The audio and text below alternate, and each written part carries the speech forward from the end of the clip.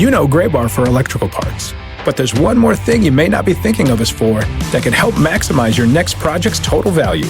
Our pre-project planning services are designed to help you win the bid, save on labor costs, and keep your installers productive across your entire build. The sooner you call us, the better. Because when we're there from the beginning, we can anticipate your needs and help you solve problems before they become problems. Yep, Gray Bar does that.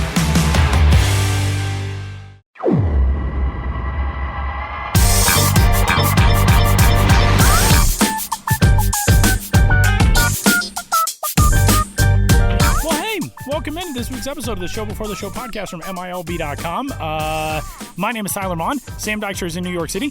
I am recording a podcast outdoors. Never done this before. And I'm assuming anybody within earshot of me has been wondering for the last hour, what is this dude doing? Just talking loudly to himself in his backyard. I imagine this is like that scene in Once Upon a Time in Hollywood where Leo DiCaprio's character is just practicing his lines to himself in his pool. Basically.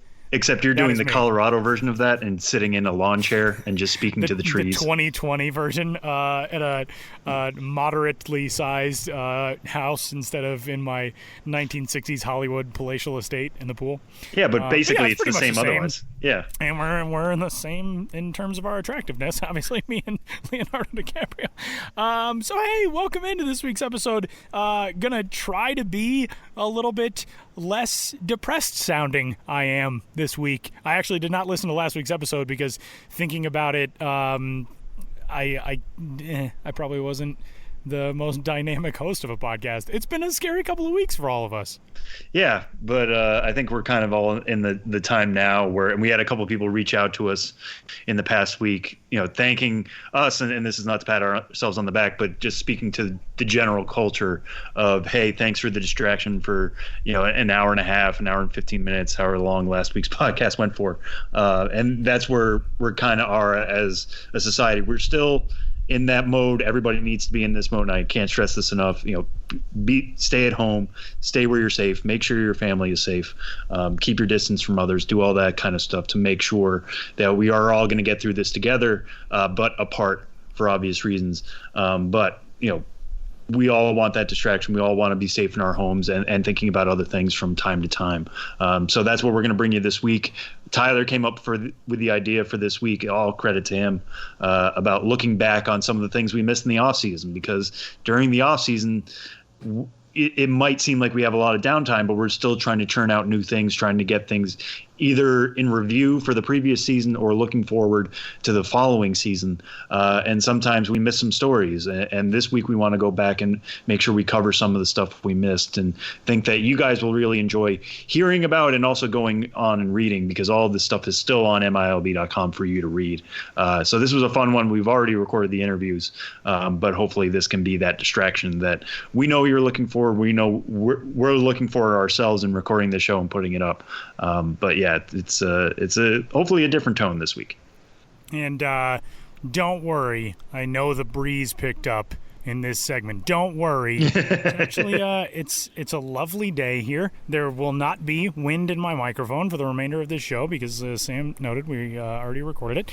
And it's been gorgeous. Although we were talking before we started recording with Benjamin Hill a little while ago that at least out here, and I know Ben said for you guys it was earlier this week, at least out here the last couple of days have been gorgeous. And the way I always envisioned the planet being swept by a pandemic, I always just figured it'll look like every post-apocalyptic movie that I've seen, and the sun will never come out. It'll always be gray and terrible. It's been amazing here for the last few days.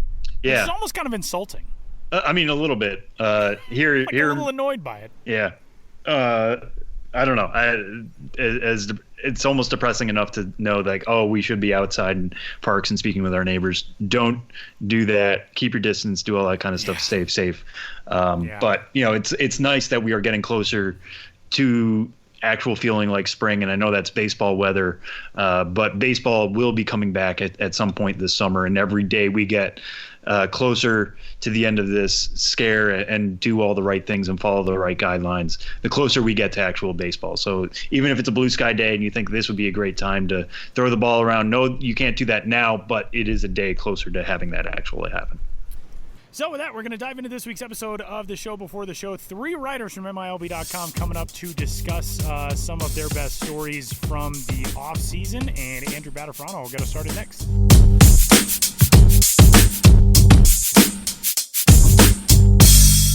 This week, we are going to dive into a handful of stories from the site that are, this is like our ICYMI episode. I had to walk myself through that. You know, like when we tweet stories from at MILB, and it's in case you missed it. This is our in case you missed it episode, and we're going to dive into some of the top stories that we had on the site from the offseason. And this story, or this episode, was sparked in my mind by this story that we're going to discuss first, with our good pal Andrew Battifarano, who joins the show.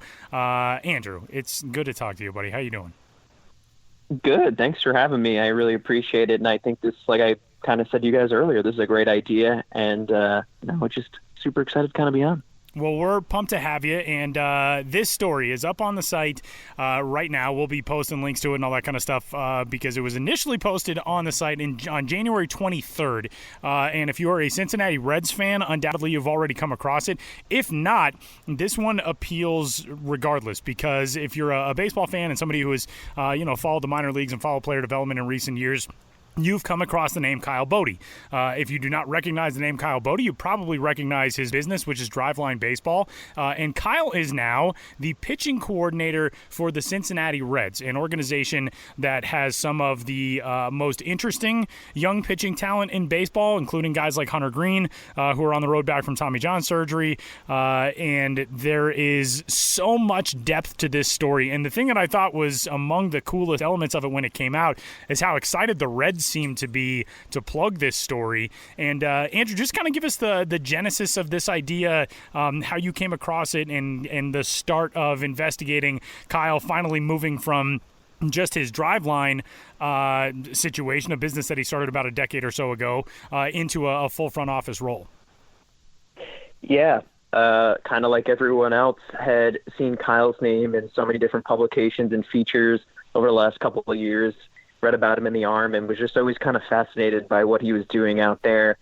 And, was kind of hoping that maybe one day he would kind of get into the minor league side and really into the player development side where we could kind of touch upon it. And what do you know, come October, he's joining the Reds. And funny enough, my kind of feeling on going into this was the Reddit AMA that he did was just super fascinating to me, just how honest he really was with a lot of the responses that he gave to the questions that people were asking him. And I was like, I wonder if we could kind of go a little bit more in depth with, kind of what he was saying there, and just go through this whole process of how he decided to go there and what he really wants to do going forward. And that's funny enough, Reddit really coming through with a good idea there, and, kind of just went from there.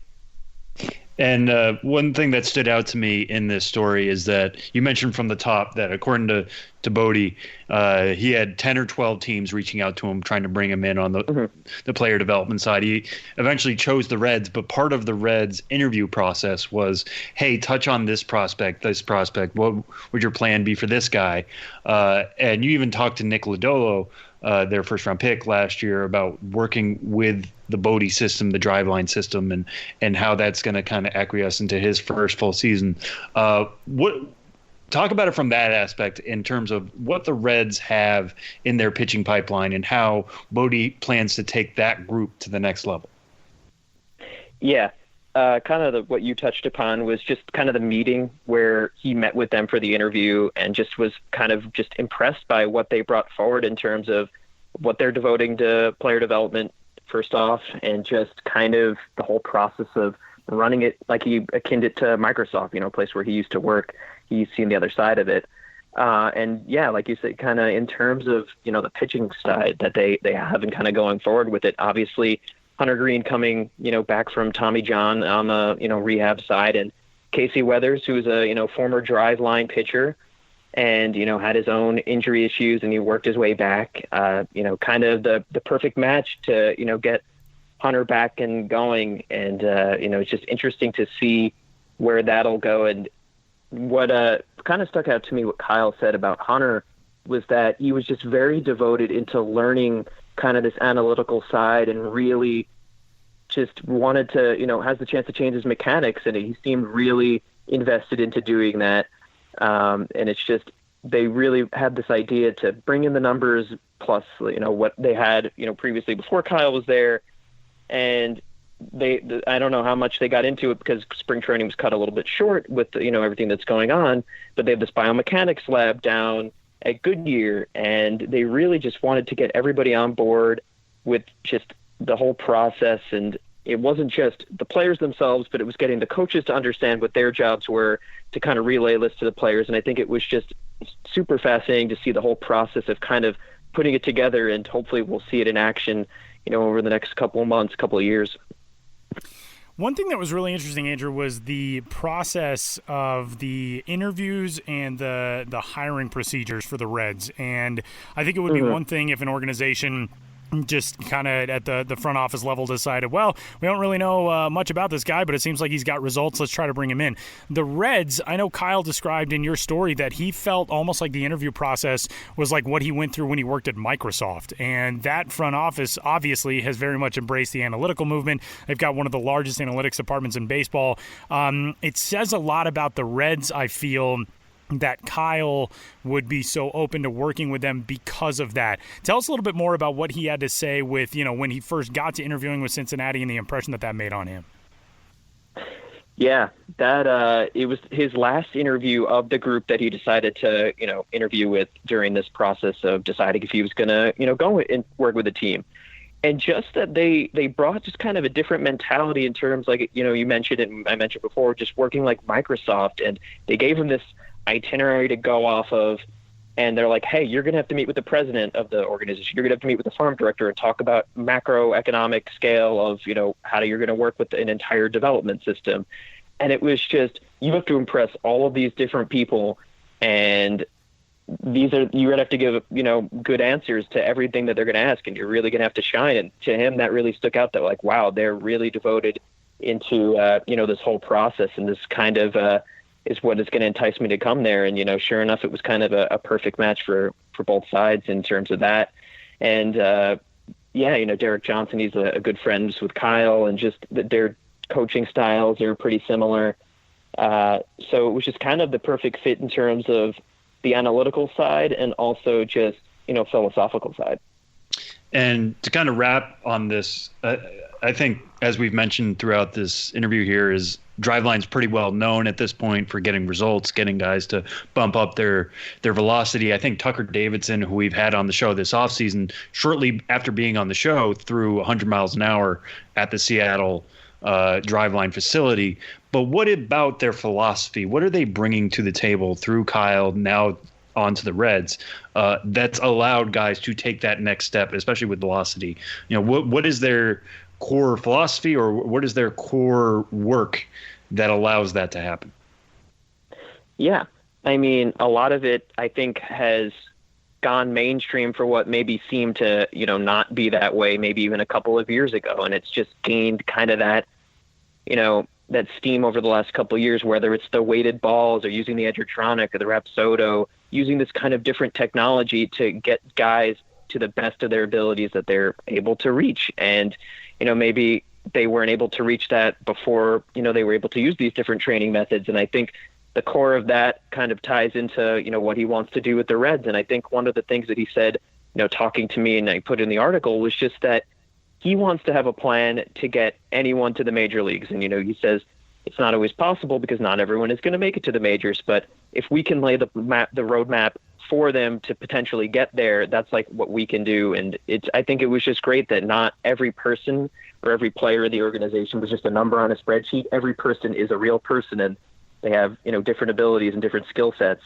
And that's their plan to, go forth with that and really develop an individualized plan for each player in the system. And I think they took that from Driveline, and now he's going to take that with the Reds and, hopefully see what he can do with their pitching program. It is a great story that is up on the site right now. We will be posting links to it and such once you hear this episode. We'll have them out, and you can go read Andrew's story on the Cincinnati Reds and Kyle Bodie. And Andrew, stay safe and be healthy, and we'll be checking in on some more stuff as our little weird extended offseason continues. But thanks a ton for giving us the time, man. Yeah, thanks for having me, and appreciate you guys doing this little segment. Continuing on this week's in case you missed it theme. We're also joined right now by MILB.com's Michael Avallone.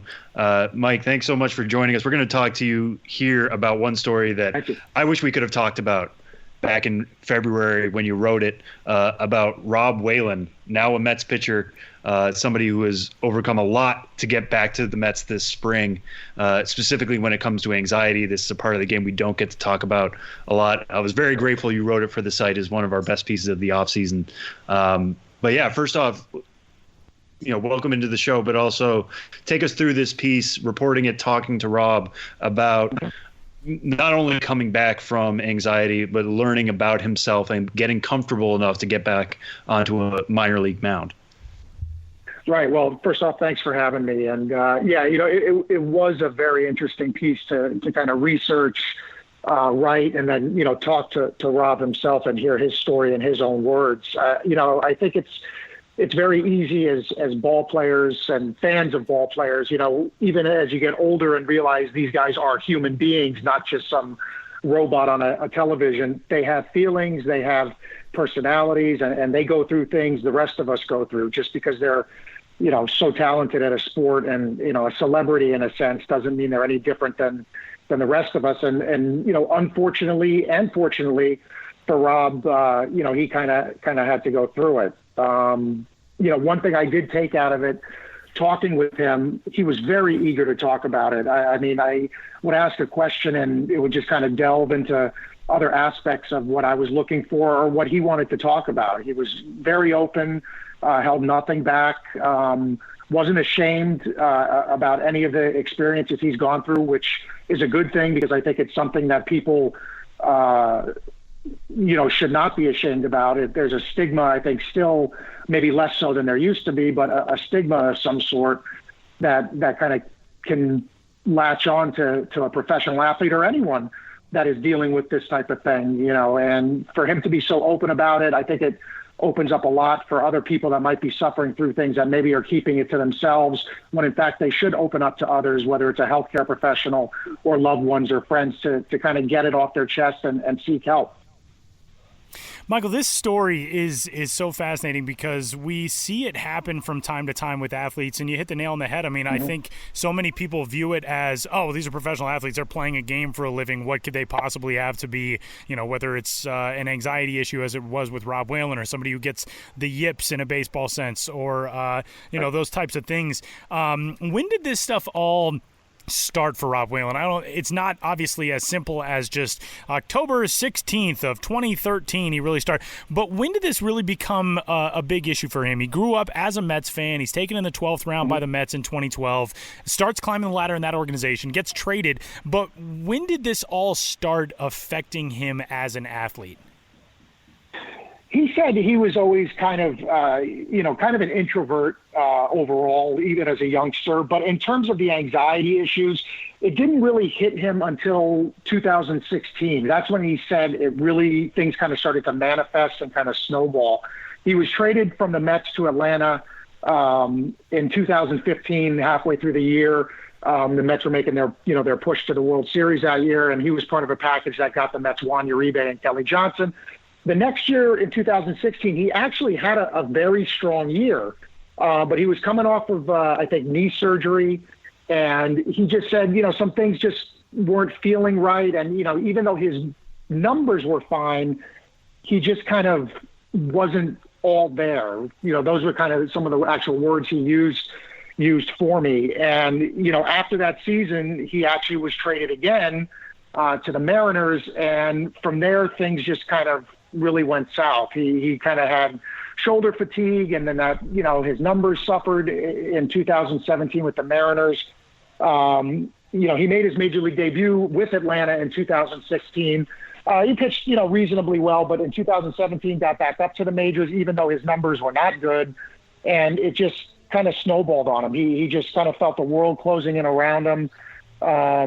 He was seeking out some professional help through the Mariners organization to talk to some of their, specialists about the way he was feeling, but it's something he just could not compartmentalize, and it just grew on him and began to affect him not only on the field, but off the field as well.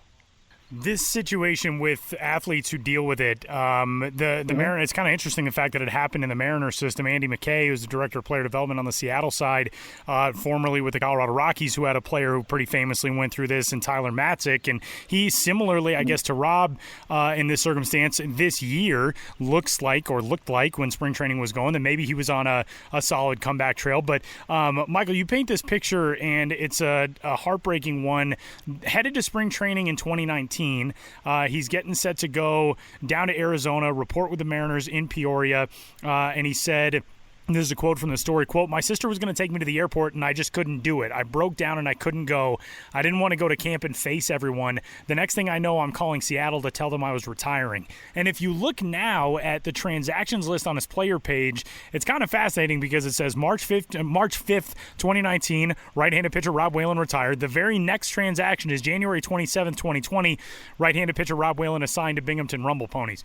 To go from that moment in 2019 through the calendar year of 2019, when he finally admitted, like, this is something that is bigger than me right now, what was that process like for Rob? Well, first off, it was much needed. And, one thing that really stuck out to me that, again, it kind of goes back to us as fans or, members of the media who it, but you don't necessarily bring it to the forefront of your mind. These guys live and breathe baseball. This is their job. Now, it's easy for us to say we have our jobs, but these guys are away from their family. They're away from things a lot of us take for granted. He mentioned last summer was his first summer basically being able to do things that most people do for the first time since he was a teenager, before he started playing like American Legion ball and stuff, going to concerts, going to the beach, hang out with friends, having barbecues. He needed to get his mind kind of back straight into an area where the off field needed to take care of itself before he could deal with the on field. And I think having that year off, going to regular sessions with a therapist to kind of discuss his feelings, and just being able to kind of reset and kind of look at his life and enjoy facets of his life that he had forgotten that he was able to enjoy, because as a ball player, he couldn't. I mean, from, forget it. The spring training onward, his job is baseball every single day, minus a few day offs, here and there. The off season, obviously they have regiments where they work out and they can do a little more, but his summer life, going to the beach again, concerts, that kind of thing, was gone. For him to be able to kind of experience that again, get in touch with himself again, I think played a large part in his recovery. And obviously he felt towards the end of the calendar year 2019, he was in a good place. He started sending out feelers to teams about throwing for them to kind of see what type of nibbles he could get. Yeah, and that kind of brings us to the point where I want to end on, and that, we don't know what the ending of this story is, obviously, yet. He signed with the Mets this offseason. The Mets were one of the teams he called, so it kind of comes full circle in that, a guy who was drafted by the Mets in the 12th round, now back with the Mets. He's pitched a couple times in spring training since you wrote this story, but how much do you feel like it meant to him to know that the Mets, a team he, according to your story, rooted for growing up, is the team that called back, willing to take him on, and seems willing to really lean on him and give him those opportunities now that he's done all that personal work to get back on the field? Well, I think it's very special for him. I mean, that's what I took from him, and those were kind of the words he said to me, basically. I think coming back to baseball, there's 30 major league teams. He would have gone to any one of them, I think. But I think the team that drafted him, the team he grew up rooting for, his parents were from, the Queens area here in New York. And I think to him, it's kind of one of those things where it was a sign, so to speak, that we like to use that phrase, meant to be. It was coming full circle. Unfortunately, the recent events that everyone is going through has kind of put a necessary hold on that. But, from talking to him, he was in a great frame of mind. He was excited. He was really thrilled to be back in Port St. Lucie. And it just kind of felt like he was coming home and kind of getting a fresh start on his way back to the majors. And we'll end on this, and this is the kind of closing quote of your story that I want to quote, and then I'm going to quote something else here in a moment. But the finishing quote you use is, "I made a promise to myself that if I came back, I would not let my anxiety define me. I owe it to myself. I've worked too long and too hard up to this point to see my career cut short at 24 or 25. I've got too much left in my tank. I reached the top of the mountain in 2016, and within 2 years, it was all gone. I'm determined to see that doesn't happen again. Whatever comes my way, I'm ready for it." And that's speaking to all the work that he's put in, speaking with a therapist, putting those tools in place. And that support system also dovetails into this other thing that I want to quote that I put into our MILB Slack channel just today when I was kind of researching this story. Apparently, just this week, the sheriff of Polk County, Florida, reached out to Rob Whalen to say, "Hey, I read your story on minorleaguebaseball.com, MILB.com. It was a real positive story that can be used in the community. Thank you for sharing it. We're all behind you. We're all rooting for you." So getting Rob to tell his story, I think, is really important, not just for him, but for others out there who are going to see that.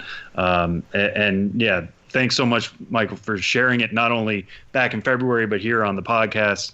Hopefully this is going to have an impact not only on Whalen's life, but so many others beyond it. My pleasure, and I appreciate it. And, that's one of the reasons I thought it was an important story to tell, and I think that's one of the reasons Rob was so open about it. He wants to let others know, hey, this can happen to anyone, and you know what?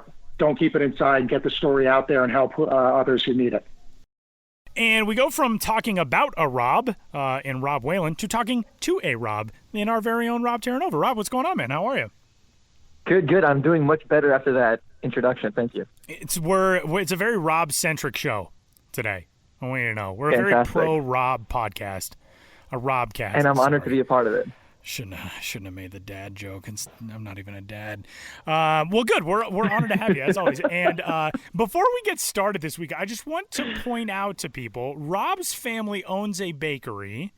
And is it actually on Arthur Avenue in the Bronx? Like, there's a very strong possibility that I have been into your family's bakery many times and had no idea. Because my mom background, I don't live in New York, obviously, as listeners of the show know, but my mom, born and raised there, grew up in East Harlem. When we go out there for, Thanksgiving, all those types of things, everything that my aunt buys generally comes from Arthur Avenue. So have we just had like a lifelong connection that we never knew about? There's a really strong chance. It is on Arthur Avenue. It is the Arthur Avenue section of the Bronx. So basically that neighborhood is actual Arthur Avenue and 187th Street. Right. So we are actually on 187, but those two blocks that intersect are known as the Arthur Avenue section of the Bronx. Are you across the street from that church that's over there?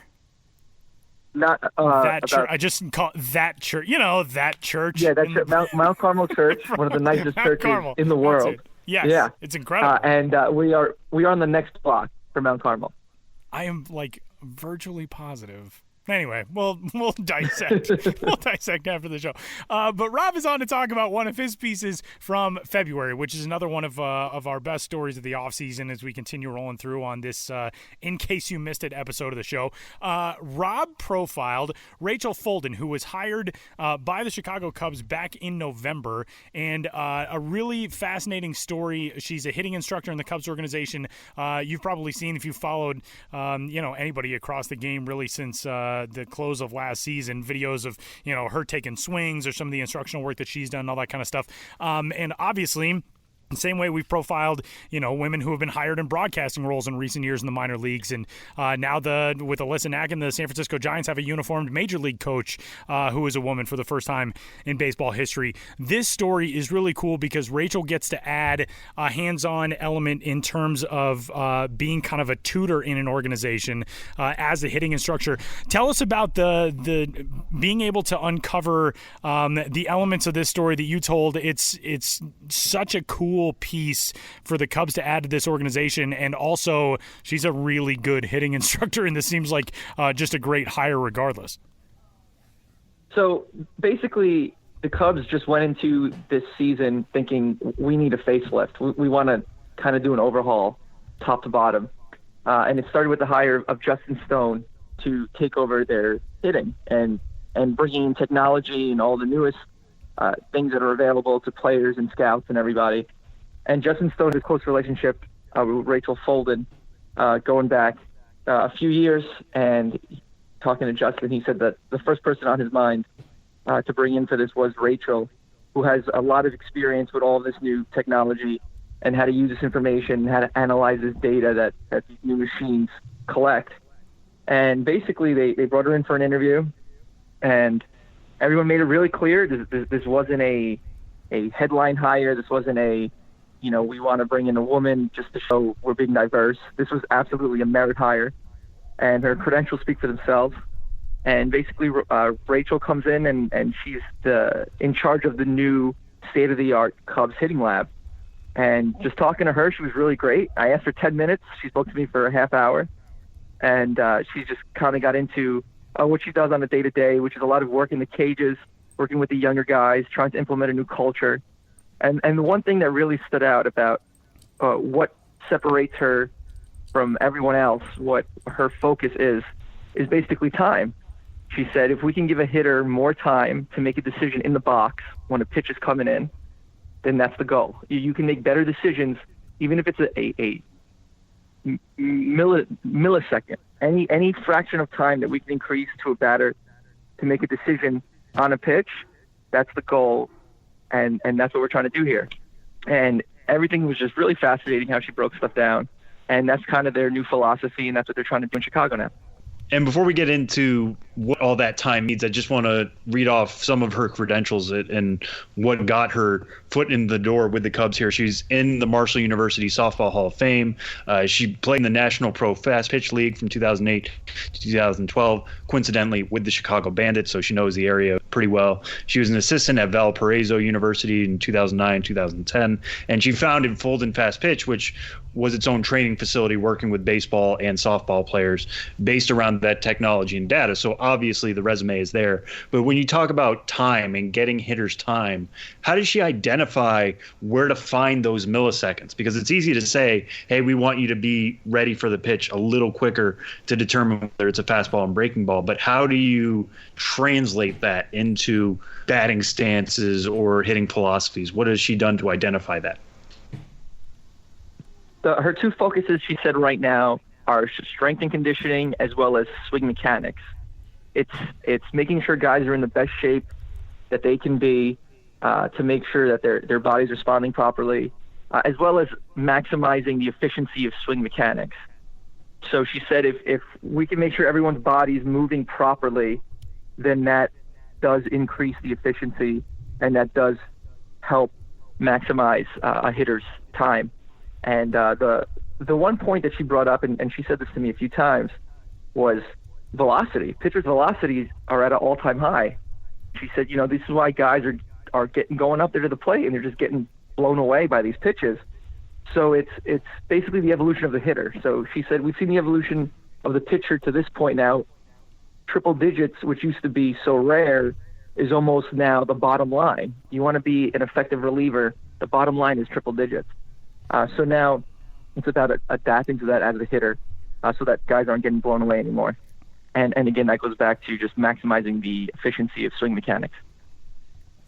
Rob, from her perspective, Rachel played professionally and has gone through the rigors of what it's like to be a pro ball player in the National Pro Fast Pitch League. And but I've gotten an impression a lot from, I've covered a few women's baseball World Cups now, and there is a strong culture of girls and women who grow up playing baseball at a young age and then get forced into softball because that's a bizarre double standard in the sports world.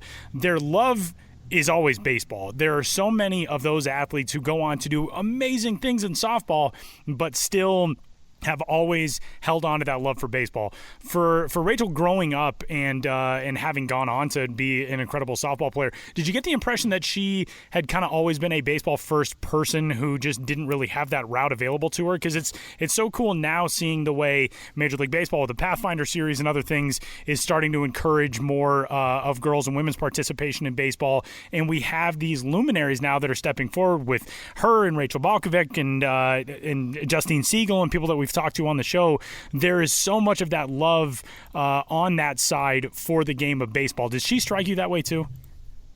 Definitely. she actually described baseball as her first love. She told me she grew up playing Little League, and like many girls, as they come through Little League, the word she uses push. They're pushed into softball, and she embraced softball. She loves softball, but she still refers to baseball as her first love. And it was, for her, she said it was a dream come true to return to her first love and return to baseball and get into cages with baseball players. And she still does instruction for softball as well, but she said that her love and her passion was always with baseball. And I actually asked her, I said, in 10 years, where do you hope this job brings you? She said, honestly, as long as I'm still in a batting cage with baseball players, I don't care where it brings me. I just want to be in a cage. That's where I'm happiest. That's where I want to be. So she's also hoping to be an example for those girls who are pushed towards softball, which is to say you don't have to stay there, or maybe hopefully one day you don't even have to go that route. You can stick with baseball the whole time. And as far as going back to your question, that was always on her mind, and that definitely applies to her as far as just having that love for the game and pursuing it.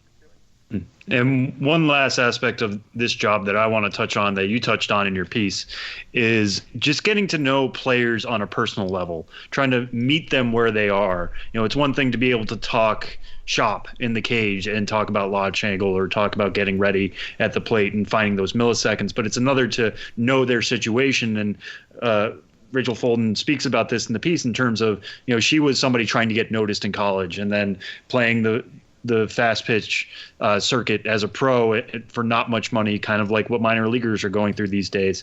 How does she plan to, now that she's going into this job for the first season, whenever that season begins, try to, you know, interact with these guys on the personal level and make those connections? Yeah, that's a great point.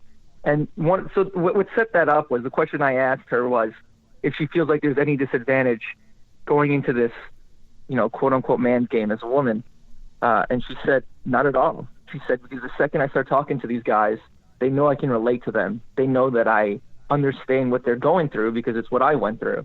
And she talked about trying to play softball professionally, kind of like what you just said, as far as trying to play this game and not having a lot of money and not getting paid a lot of money. And then just as far as what I said earlier, she's like, I know what it's like to get into a box and look silly. I know what it's like to get fooled by a pitch. I know what it's like to get blown up by someone throwing really hard. So all these experiences that these younger players are going through, I can relate to, and it's something that I can portray and they appreciate. So it really helps me connect with them. And it's something that she's really using to her advantage. It's the best way to get anyone's attention, really, once you can relate to someone's hardships like that. So she's definitely gone into this with the right approach, with the right mentality, and she's making the most of the opportunity. I have to say, it was 30 minutes of talking to her. I just came away really blown away, just as far as how she's attacking this and just how she's so level-headed. There's no any talk at all about, you know, wrong ships or attention. It's literally, I don't want to talk about being a woman in the sport. Like, I just want this conversation to be about, you know, what we're doing and how we're getting better. And I hope sooner than later this just becomes normal. And she's like, I just want to be a coach, not necessarily, you know, the female coach. And it's great. It looks like the Cubs really set themselves up here for success. Two things about this. One, my entire career was being like blown up by better pitchers, so I definitely understand that too.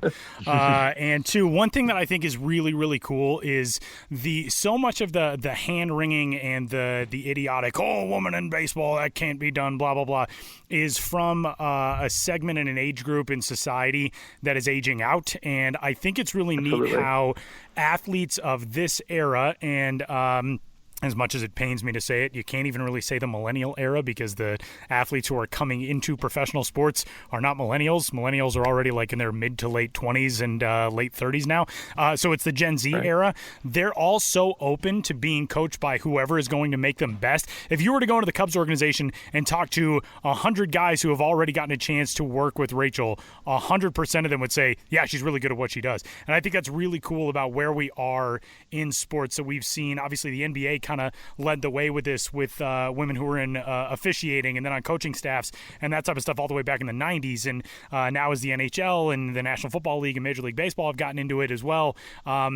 It's so awesome to me to see how the athletes embrace this, because they don't care who you are. If you've got a chance to make them better and get them to the big leagues, that's what they care about. And that's what I think is so neat about these stories. Absolutely. And I also, for part of that story, I had a chance to talk to the Cubs Senior Director of Player Development, Matt Dory, and he really summed it up with one sentence. He said, look, as an organization, we have a responsibility to give every single person here the best chance to succeed. And bringing Rachel aboard helps that happen. That's part of that process. That gives everyone the best chance to succeed. And that's kind of where they're at. And, the proof is in the pudding. It definitely appears that way. It is very cool stuff and a great story that is up on the site. Went up on February 19th. And again, like with the others, we will be posting it. So if you have not yet checked the social medias upon listening to the show, you can do that. We'll have links to the stories up everywhere.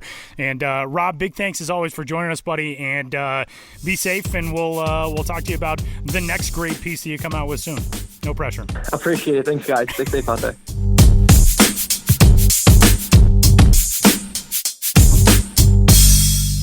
Minor league teams from coast to coast are continuing to flex their legendary creative muscle as we get closer and closer to what would have been the start of the 2020 minor league baseball season. And Benjamin Hill, who covers all things business of minor league baseball, joins the show. A little while ago, Sam sent a message. The three of us have a group chat on Slack at work, and Sam sent a message to Ben that said, hey, are you still good to record in about 5 minutes? And I had a brief flash through my mind. It was like, why is Sam messaging Ben? Don't they sit next to each other? And then I remembered, oh, right, we live in Cormac McCarthy's The Road now. Hi, Ben.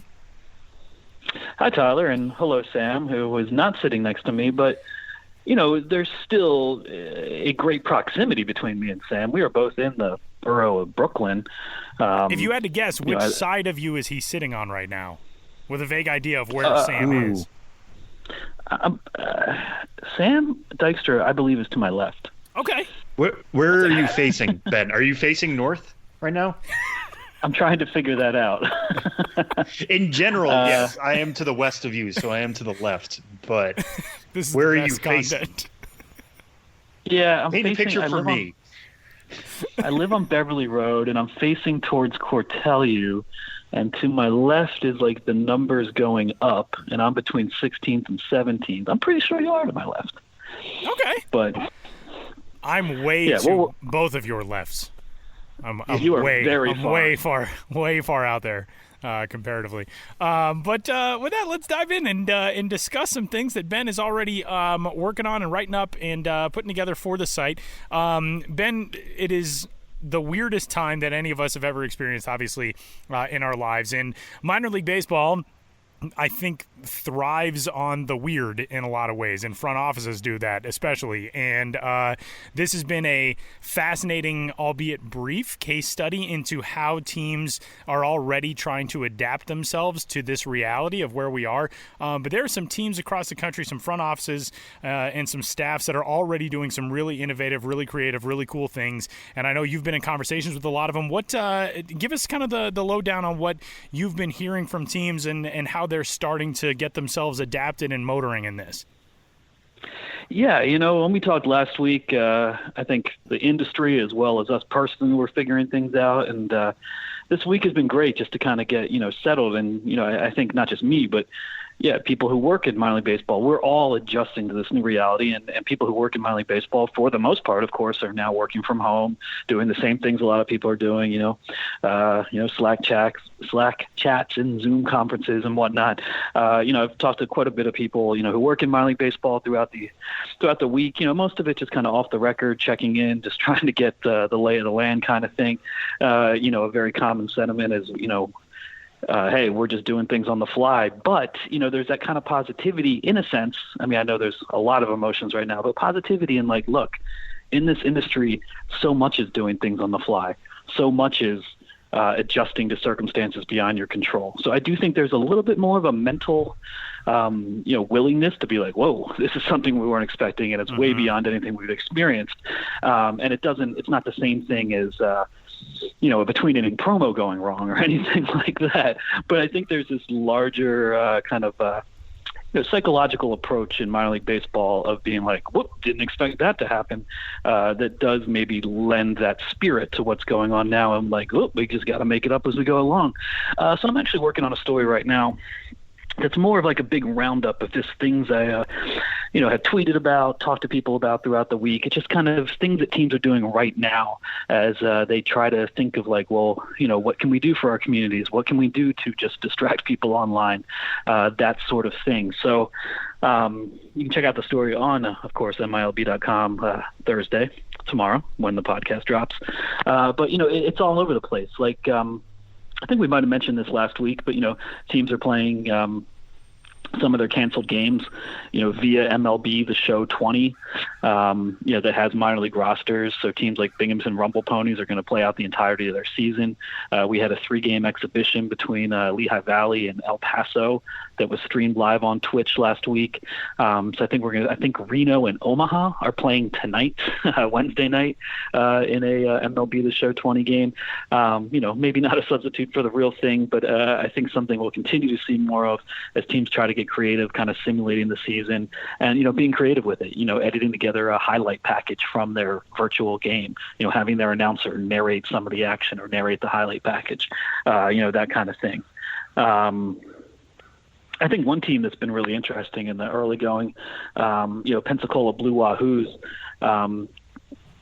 they back on March 13th, they announced that they had set up a $25,000 relief fund for their seasonal, game day employees who are affected by the season starting late. So it was a really cool initiative to hear about. And another thing they ended up doing this week is they launched a to-go ballpark drive-through where they offered, one, big like family meals that are available at a discount rate, and also, a lot of ballpark specialties, the crab, mac and cheese dog and whatnot. So you can actually call the ballpark and then have curbside pickup and, have them bring it out to you and, have the minor league baseball stadium as a food option at a time when maybe there aren't, a lot of options available. So that's another good one. And, on and on it goes. I've probably got like 10 or 12 examples in the story I'm working on, still compiling. Some of these things I might focus on later with full articles. But right now I think it's kind of just like everyone else, kind of a big picture, trying to make sense of it all kind of thing. And as you've focused more on the micro level stuff and checking in with teams and seeing what they're doing, so much of what minor league baseball is borrowing stories, borrowing promos, taking something you see work in California and instituting it in North Carolina, what have you.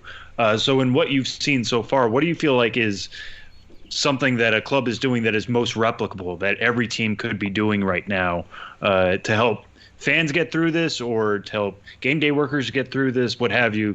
What do you think could be done by basically any minor league team?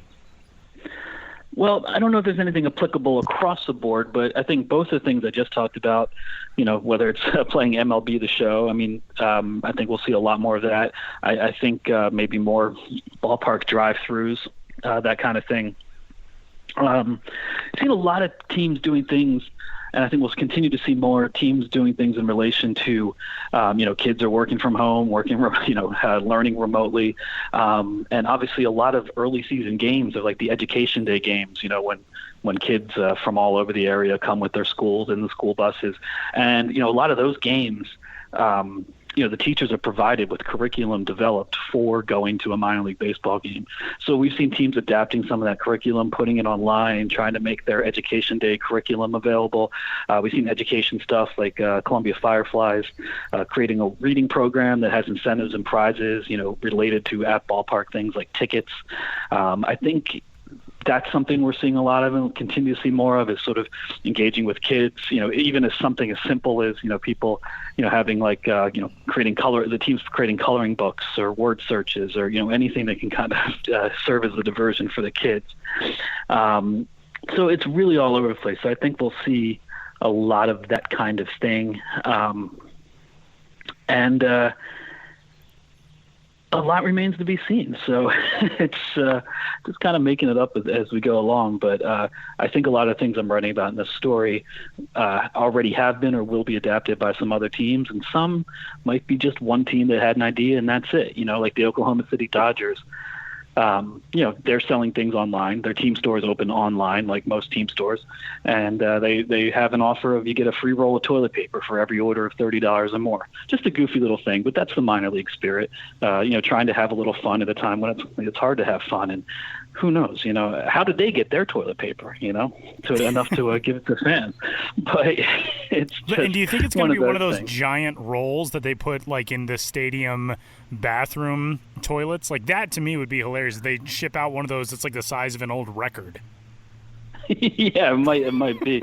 Yeah, one of those huge ones that goes in the big circular. I can't put this in my house. Yeah, but for shipping costs, I'd imagine it wouldn't be that. I think they probably have a non-stadium toilet supply of toilet paper. But remind me to check in and get the specifics on that. These are the important questions journalists need to ask during these times. Is, hey, you're giving away toilet paper. What kind of toilet paper is that, and where did you get it? Ben, what else is so great is, and we talk about this in normal seasons, obviously, about how teams generally are very adept at seeing what works in other markets and utilizing the strengths of those things and kind of molding them to what they need. And it's neat because even in just a couple of front office employees that I've talked with over the last week, you can tell that everybody has an eye on what everybody else is doing, and not in a competitive sense, but in a rising tide lifts all boats kind of sense. I mean, what's the attitude that you've gotten from, obviously there's so much uncertainty everywhere in the world right now, so I know a lot of that comes through, but it seems like right now front office staffers across the minors are, all right, let's put our heads down and figure out a way to do our part rather than woe is us. What sense have you gotten from them with that? Yeah, I mean, I think that's generally a minor league baseball approach is, of course they have internal anxieties like just about anyone. And, it's a lot of hardship within the industry right now. But I think obviously you're going to have a forward-facing community-first approach. And, I think we'll be seeing more, industry-wide initiatives start to develop. And also the same way that, people are using Zoom and Slack and everything to work from home, that doesn't just mean teams who just Zoom or Slack for a specific team. I think you see people, throughout the industry are getting together in that way right now, sharing ideas, from team to team or creating small groups, or maybe you used to work for one team and people. I think you see a lot of, I know you see a lot of informal groups such as that are creating ideas together, feeding off each other, saying, hey, why don't you do this and why don't we try this? So I think there's a lot of collaboration, probably more collaboration than you'd think, given how isolated everyone is. But this is a very an industry that's very together. I mean, especially when you're younger and starting out in the industry, you usually end up working for, from going from team to team to team where the opportunities are. People get to know one another very well. As much as there are 160 teams and a lot of people working for these teams, if you go to an industry event, you go to the winter meetings, or even more so the promo seminar, or now the Innovator Summit, which is just a minor league event, it becomes apparent how many people know each other and how quickly you can get to know the rest of the industry. So I think a lot of connections that have already been forged are at play right now and coming up with ideas, not just for individual teams, but that'll work across the industry. And I fully expect to see a lot more of that in the coming weeks, as we all figure this out.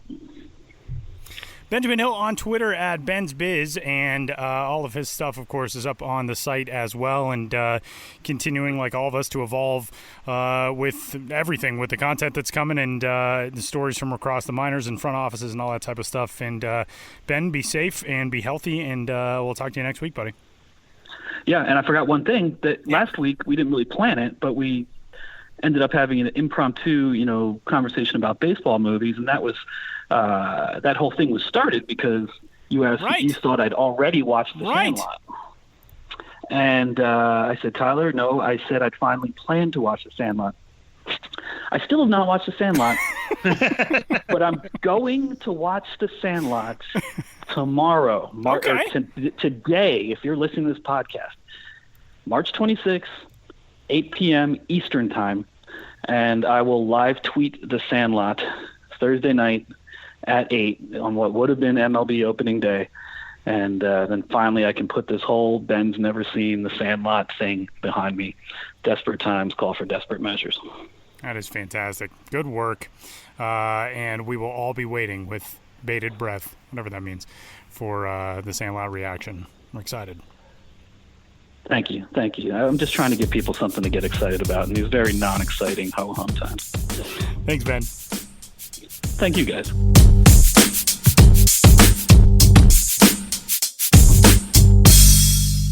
The wind was picking up, so I moved inside.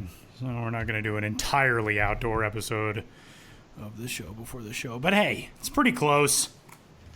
Now I'm in the kitchen, so you can hear me echoing. I was going to say, yeah, now all of a sudden you're in a small cave, which it's glad. It's a lot more echoey. I'm glad you sought shelter, but, just be safe inside your home, too. Try to do these things. Just a couple of items of note. We've all got some new stuff coming to the site. It's kind of, I don't want to say fun, because I would so much rather just have the world, be normal at the moment. But what this sort of reminds me of at this stage is, remember, maybe almost 15 years ago, there was a writer's strike in Hollywood and New York, where, sitcoms and late night shows and all that all of a sudden did not have the services of their writers due to the writer's strike. And the talent on shows like the late night shows, they didn't want to, cross the picket line and go hire new writers who were not involved in that strike. So they just kind of did their own thing without writers for a while. It's sort of what this reminds me of. And it's also just a way for me to, try to feel like it's not life and death. But I remember, as I've probably said on the show many times before, one of my heroes in the world is Conan O'Brien. And I remember every night they would have to try to do just more and more creative things because they did not have their writers around. And one of Conan's things was he would take off his wedding ring and put it standing up on its side on his desk and flick it and see how long he could get it to spin. And they would time it every night. And that's sort of what this all feels like. We're just trying to figure it out as we go. Yeah, and we're doing our best. We're going to do some stuff on the site and on this podcast, obviously, that's kind of not akin to spinning your wedding ring on the table, but just different things that we wouldn't be doing in late March, because we'd be talking about Grapefruit League and Cactus League stuff right now and where guys are getting assigned. And, I started a series this week of the topic du jour on baseball Twitter for a while was just hey, build a lineup based on these parameters. Build a lineup of your favorite players, the best lineup ever, whatever. So the one I'm going to be doing for the next couple of weeks is based on age. We did one on teenagers this week. Every player in the lineup would be a teenage prospect. Building that's going to be kind of fun. We had a story run today that I think and I hope at some point we're going to turn into a podcast about minor league memories. All members of the MILB.com staff shared their favorite minor league memories. Just because we shared one in this story doesn't mean that we all don't have dozens more that we could go to. You heard us last week talk to Christian Robinson about that. We could talk to everybody on this podcast about their favorite minor league memories. So keep them peeled and keep your ears out for this podcast. We'll hopefully have an episode with something like that in the future. We're just going to be flexing different muscles here in the coming weeks, and that's a good thing. And this episode is certainly a part of that. And, get in touch. If there's something you want us to discuss, we got some really great emails, just some thoughtful stuff, emails and tweets and things from people since we recorded last week. And, even just right now being stuck in a situation. We had a moment on Twitter last week where I was listening to one thing, if you are unaware of. There are a lot of old-time baseball broadcasts on YouTube, and I mean old-time. Like, there are old Brooklyn Dodgers radio broadcasts that you can find on YouTube, and I was listening to one last week and tweeted about how sometimes I think about in a different reality, according to string theory, there are infinite realities that exist all simultaneously. So right now, we could be having the same conversation in a planet where the sky is purple. I don't think that's actually how string theory works, but it's how I imagine it works. But I imagine in a different reality where the Dodgers never left Brooklyn and they kept Ebbets Field the way the Red Sox still exist in Fenway and the Cubs still inhabit Wrigley. I wonder what it would look like in 2020. And Sam responded to that with one of my favorite things, which is your home Wi-Fi network is called Ebbsfield Pressbox. I love that.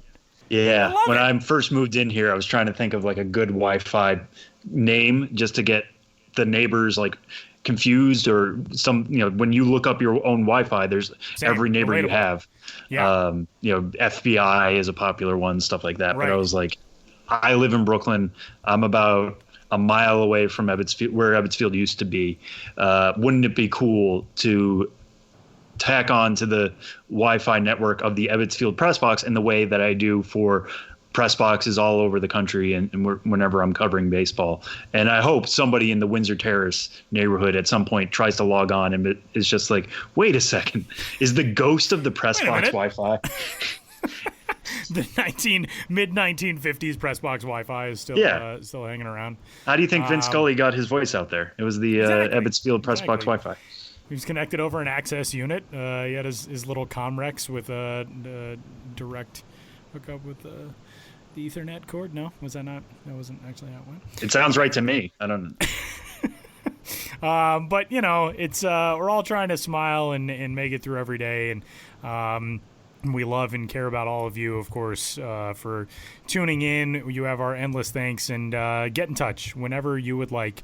Podcast at MILB.com, and Sam on Twitter at Sam_MILB. I am at Tyler Mon, and with that, we will say goodbye for this week's episode. Big thanks to everybody who joined us from the site. You can check out the stories that are up on the site right now, and get in touch. Let us know what you would like us to discuss, and obviously we've got a lot of fun stuff coming your way, and we'll hang in and we'll all get through it together, separately and responsibly, socially distance-wise, but also together. And for Sam, I'm Tyler. We'll talk to you next week.